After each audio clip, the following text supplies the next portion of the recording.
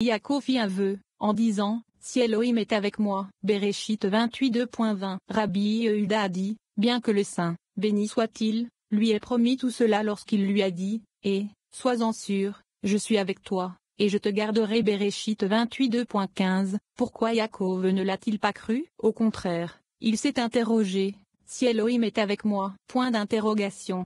Il répond, seulement Yaakov a dit, j'ai fait un rêve, et certains rêves sont vrais, d'autres non. Si les événements du rêve se réalisent, alors je saurai que le rêve est vrai. C'est pourquoi il a dit, si Elohim est avec moi, comme je l'ai rêvé, alors Hachem sera pour moi un Elohim. Ibidem 21. Je tirerai des bénédictions de la source de vie, Bina, vers le lieu appelé Elohim. 76. Venez et regardez, Israël, à savoir, la colonne centrale, qui est au milieu de tout, reçoit d'abord l'abondance de la source de vie, Bina. Ce qu'il reçoit, il l'attire vers le lieu, la Nukva. Ceci est compris dans le verset qui commence par alors Hachem sera pour moi, ce qui signifie qu'il est le premier à recevoir, et continue par pour Elohim, qui est la Nukva. Cela signifie qu'il le transmettra ensuite au Nukva. De même qu'Elohim préservera et fera toutes ses bontés par moi, ainsi je tirerai de ma place, à savoir, Zahir Ampin, toutes ces bénédictions, et le lien général, Yesod, y sera lié. Quand cela se fera-t-il en temps voulu, afin que je revienne dans la maison de mon père en paix. Béréchit 28 2.21, ce qui signifie que lorsque je serai parfait dans mon grade, Tiferet, et parfait dans le grade de paix, Yesod, pour corriger la maison de mon père, qui est la Nukva, appelée maison, je reviens. En paix et précis, allant vers Yesod, alors Hachem sera pour moi un Elohim. 77. Une autre explication pour que je revienne en paix à la maison de mon père. Là, dans la maison de mon père, se trouve la terre sainte, où je serai perfectionné et où Hachem sera pour moi un Elohim. Dans ce lieu, je m'élèverai correctement de ce grade à un autre, où je l'adorerai. 78. Le rabbin Shia a ouvert la discussion avec le verset, les iniquités prévalent contre moi. Quant à nos transgressions, tu les purgeras. Tezillim 65 2.4. Ce verset est difficile à comprendre, parce que ces deux moitiés ne vont pas ensemble. Il commence au singulier et se termine au pluriel. Seul David a demandé le pardon d'abord pour lui-même, puis pour tous les autres. Les iniquités prévalent contre moi, signifie que David a dit, je sais que j'ai moi-même péché, mais certains méchants dans le monde ont des péchés plus graves que les miens. C'est pourquoi je suis inquiet et je demande d'abord pour moi et ensuite pour eux. Quant à nos transgressions, tu les purgeras. 79. La raison pour laquelle David a eu peur des nombreux péchés des méchants du monde est la suivante. Venez et voyez, quand il y a beaucoup de méchants dans le monde, ils s'élèvent vers le lieu où l'on ouvre les livres des méchants. C'est la Nukva de Zahir Ampin appelée livre, comme il est écrit. Ils s'assirent en jugement et les livres furent ouverts. Daniel 7h10. Le jugement repose alors sur ce livre, la Nukva, qui est fausse à cause des jugements. C'est pourquoi David craignait que nos transgressions ne faussent la Nukva, et il a demandé à être pardonné, en disant, les iniquités prévalent contre moi. Quant à nos transgressions, tu les purgeras. 80. De la même manière, Yaakov avait lui aussi peur de pécher, et qu'à cause de la multitude de méchants dans le monde, la faute atteigne le Nukva. Par conséquent, il n'a pas fait confiance à la promesse d'Hachem qui lui a été faite. Cependant, ne dites pas qu'il n'a pas fait confiance au Saint, béni soit-il. Il n'en est rien. Il ne croyait tout simplement pas en lui-même, et il avait peur de pécher et que son péché, ne plus des autres péchés du monde, l'empêche de rentrer chez lui en paix. Et par conséquent, la garde lui serait retirée. Par conséquent, il n'avait pas confiance en lui. Et Hachem sera pour moi un Elohim signifie que lorsque je reviendrai en paix, je mettrai même la miséricorde avant le jugement, ainsi je l'adorerai toujours.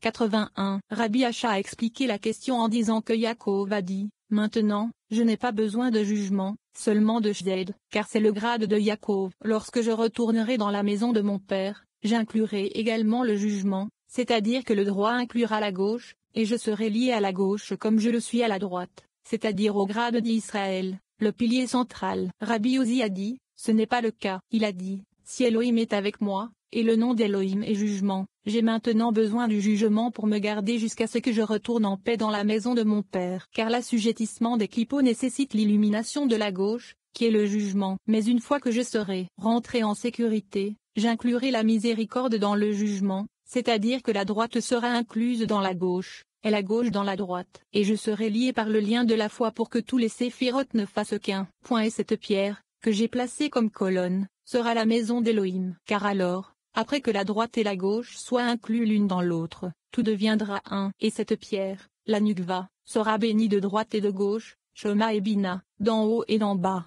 Tiferet et Malkout. C'est pourquoi, je donnerai un dixième de tout. C'est-à-dire que le dixième, la Nukva, qui est 1 sur 10, comprendra de tout 10 séphirotes du sud et du nord, du haut et du bas, qui sont Shoma, Bina, Tiferet, et Malkout. 82. Rabbi Abba a dit, il est écrit, et il prit des pierres de cet endroit. Il s'agit des 12 pierres sur lesquelles repose la Nukva. Elles ne sont pas la Nukva elle-même. On pourrait dire que la pierre qu'il a prise est supérieure à toutes les autres pierres qu'il a prises pour son lieu de résidence afin de s'y reposer. C'est la Nukva au-dessus des 12 pierres. Mais il n'en est pas ainsi, car il est écrit, et cette pierre, que j'ai placée comme pilier. Il aurait dû dire la supérieure, d'après ce que vous dites. Il répond, c'est parce qu'il a dit, ce n'est pas autre chose que la maison d'Élohim. C'est ici qu'il a élevé le pilier céleste, car il a placé toute la louange de celui-ci, Yesod, sur la pierre supérieure, en disant, celle-ci est capable de fournir, mais de passer Moshin, à nul autre que la maison d'Élohim, à la pierre supérieure, qui est la maison d'Élohim. Et ceci est bien. C'est pourquoi il est écrit, que j'ai érigé en colonne, et non la supérieure. 83. L'expression sera la maison d'Élohim signifie pour toujours, de sorte que la plénitude se déversera sans cesse sur elle depuis Yahvé. Il demande, pourquoi l'écriture dit-elle la maison d'Élohim, alors qu'il aurait fallu lire la maison d'Hachem, comme il est écrit, et construisez la maison d'Hachem Esdra 2.3, et entrons dans la maison d'Hachem Tehillim 122. Il répond, la Nukva est un tribunal, un lieu de jugement, de deux côtés suprêmes du côté du jubilé, Eb, Yoval, Israël Saba, et Tebouna, appelés Elohim vivants, pour les 7 séphirotes inférieures de Bina, Israël Saba, et Tebouna sont également appelés Elohim après Shoma, c'est-à-dire, donnés la plupart, et sont appelés Vili, vivants. Du côté de Yitzhak, le secret de Gvura de Zahir Ampin, il est aussi appelé Elohim. Par conséquent, l'écriture dit de la Nukva, la maison d'Elohim, qui est le jugement, et non la maison d'Hachem, qui est la miséricorde. 84. Rabbi Elazar dit que le jubilé, Israël Saba, et Tebouna, qui est Bina, est plein de miséricorde, même si des jugements en découleront. Toute joie en découle. C'est la joie de tous. Par conséquent, il ne faut pas dire, comme l'a fait Rabbi Abba, que la Nukva est appelée la maison d'Elohim, parce qu'elle reçoit les jugements du jubilé. Plutôt, la maison d'Elohim, par son nom, indique qu'elle est du côté du jugement sévère, Gvura de Zahir Ampin, société anonyme gauche. C'est soit pour le bien, comme l'amour de l'union et de la gauche, il est écrit, sa main gauche est sous ma tête Shorairim 2.6, ou bien c'est pour le mal, car le jugement sévère est suscité à partir de la gauche, il est écrit, du nord, le mal éclatera sur tous les habitants du pays Irmeya. 14. C'est pourquoi elle est assurément appelée la maison d'Elohim. Rabbi Shimon a dit, la maison d'Elohim est, comme écrit, la ville du grand roi Tehillim 48.2.3. La Nukva est la ville de Bina, appelée grand roi. Ici aussi, la Nukva est la maison d'Elohim, qui est Bina. Car il y a un simple roi, le Nukva, et il y a un grand roi. Assurément, le monde céleste est Bina, appelé grand roi, et un roi ordinaire est la ville du grand roi, Bina. 13. Rabbi Shia voit Eliyahu. Dans un rêve de Rabbi Shia, le prophète Elijah annonce la destruction imminente de la ville sainte à l'intérieur si les hommes cessent d'étudier la Torah. Lorsque Rabbi Shia se réveille et discute de son rêve avec les sages, Rabbi Uza commente que bien que la sagesse de la Torah veille sur ceux qui l'étudient, il n'en va pas de même pour les hommes qui sont forts dans ce monde, c'est-à-dire qui manifestent l'énergie de la colonne de gauche. Ainsi, la ville sainte, dans son aspect extérieur, est vouée à la destruction, encore et encore. La pertinence de ce passage de le Talmud nous enseigne que le temple a été détruit, non pas par manque d'études académiques de la Torah, mais à cause de la haine et de l'intolérance des enfants d'Israël, sans raison. La signification spirituelle de l'étude de la Torah concerne la transformation du caractère, et non l'érudition. L'étude de la Torah est un moyen d'atteindre une fin, apprendre à aimer son prochain comme soi-même. Tout le reste, selon le sage Hill, n'est que commentaire. Des forces négatives tentent de focaliser notre attention sur l'étude elle-même, en suscitant l'autosatisfaction et la suffisance. Lorsque cela se produit, les sages nous mettent en garde, la Torah devient en fait un poison pour le corps et l'âme. Si nous nous en tenons à nos habitudes intolérantes, le temple sera détruit à plusieurs reprises. De plus, chaque année où le temple n'est pas reconstruit représente l'équivalent spirituel de sa destruction. La lumière activée à la lecture de ce verset hâte la reconstruction du premier temple et la rédemption finale. 85. Rabbi Shia et Rabbi Chizokia étaient assis sous les arbres dans le champ d'Ono. Rabbi Shia s'est assoupi et a vu Eliyahu. Rabbin Shia dit à Eliyahu, à cause de mon maître qui montre le chemin, le champ, la Nukva, brille. Eliahu dit, je suis venu annoncer que Jérusalem, ainsi que les villes où habitent les sages, sont sur le point d'être détruites. Car Jérusalem, la Nukva, et le jugement est établi sur elle, et le jugement appelle maintenant à sa destruction. Et Samaël a déjà reçu le pouvoir sur elle et sur les puissants de ce monde. Je suis venu informer les sages afin qu'ils essaient de prolonger les années de Jérusalem pour qu'elle ne soit pas détruite. Car tant que la Torah, qui est l'arbre de vie sur lequel tout est maintenu, demeure en elle, elle reste debout. Ainsi, tant que la Torah est éveillée d'en bas et que les hommes sont occupés dans son étude, l'arbre de vie, Zahir Ampin, ne quitte pas la Jérusalem céleste. Quand la Torah n'est plus étudiée en bas, quand les hommes ne sont plus occupés par son étude, l'arbre de vie, Zahir Ampin, disparaît du monde, la Nukva, appelée monde, et aussi de Jérusalem. Ceci ne se réfère pas à la Jérusalem terrestre puisque ces sages ont vécu longtemps après la destruction de Jérusalem. 86. Par conséquent, tant que les sages sont heureux dans leur étude de la Torah, Samaël ne peut prévaloir contre eux, comme il est écrit. La voix est la voix de Yaakov, mais les mains sont les mains d'Ésaü. Bereshit 27:2.22. C'est la Torah surnaturelle, Zahir Ampin, appelée la voix de Yaakov. Tant que la voix ne s'arrête pas, la parole domine et règne, et l'étude de la Torah peut continuer. Rabbi Shia se réveilla. Ils allèrent raconter aux sages ce qu'ils ont entendu d'Eliahu. 87. Rabbi Ilza a dit, que tout le monde savait ce qu'Eliahu a dit. Il a été révélé aux sages que celui qui se tourne vers la gauche détruit la Nukva. Il en est ainsi. Comme il est écrit, si Hachem ne garde pas la ville, le veilleur reste éveillé en 20 Téhilim 127. La ville sainte, la Nukva, est maintenue par ceux qui étudient la Torah, qui se rassemblent dans la colonne centrale appelée Torah. C'est alors que Yehudevaveh, le secret de la colonne centrale, préserve la ville, et non par les hommes forts de ce monde, c'est-à-dire ceux qui se retirent à gauche. C'est ainsi qu'il est écrit, si Hachem, la colonne centrale, ne garde pas la ville, c'est en vain que la sentinelle reste éveillée, car elle est destinée à être détruite, comme cela a été expliqué.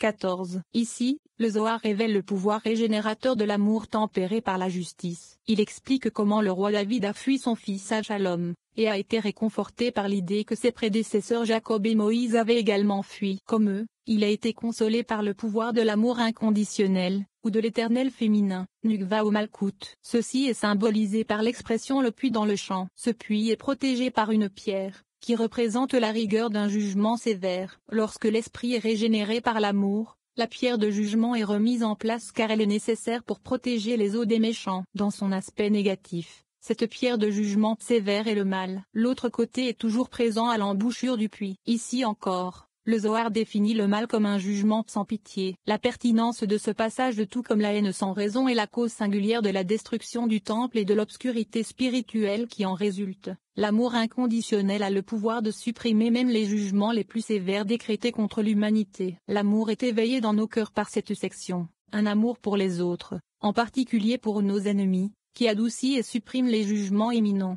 88. Il regarda, et voici un puits dans le champ. Bereshit 29:2.2. Rabbi Yehuda a ouvert la discussion et a dit, un psaume de David, lorsqu'il fuyait devant Absalom son fils. Téhilim 3. Ce verset était connu des amis, qui l'ont déjà discuté et expliqué. Pourtant, un psaume de David est perplexe, car pourquoi a-t-il chanté? Peut-être parce que son fils, et non un étranger, s'est élevé contre lui, et que son fils aurait eu pitié de lui et qu'un étranger ne l'aurait pas fait. Mais cette interprétation ne serait pas vraie car il s'agissait pour lui d'une plus grande lamentation. Un homme s'afflige plus d'une petite blessure de sa famille que d'une grande blessure d'autrui. Il répond, un psaume de David signifie qu'il a chanté parce que c'était le souhait de David. Au début, il pensait que le saint, béni soit-il, le punirait pour ses péchés dans le monde à venir. Quand il vit qu'il se vengerait dans ce monde, il se réjouit et chante. 89.